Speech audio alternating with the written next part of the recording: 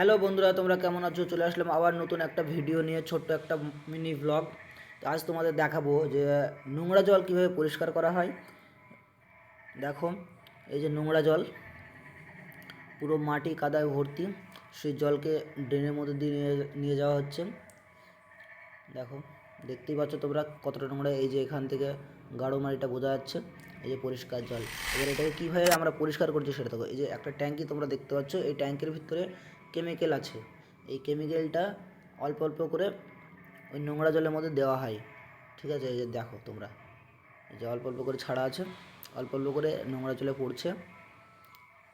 এরপরে আরেক ধরনের কেমিক্যাল আছে, সেটা তোমরা দেখতে পাবে এখনই। ওই যে ওই পাশ দিয়ে বেরোচ্ছে।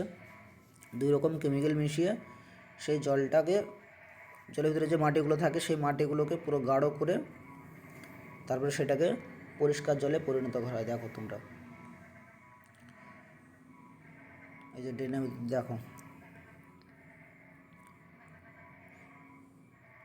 এই যেখানে গাঢ় মাটিগুলো সব এখানে বসে যাবে, দিয়ে পরিষ্কার জলটা পরিষ্কার হয়ে যাবে।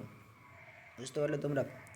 তো বন্ধুরা, ভিডিওটা কেমন লাগলো অবশ্যই কমেন্ট করে জানাবে। আর ভিডিওটা যদি ভালো লাগে তাহলে লাইক করো, আর এরকম নতুন নতুন ব্লগ পেতে আমাদের চ্যানেলটা সাবস্ক্রাইব করো। তো বন্ধুরা, আজকের মতো এতটুকুই। দেখা হচ্ছে নতুন কোনো ব্লগে। তো ভিডিওটা কেমন লাগলো অবশ্যই করে জানাবে। Tata, bye bye. দেখা হচ্ছে নতুন কোনো ভিডিওতে।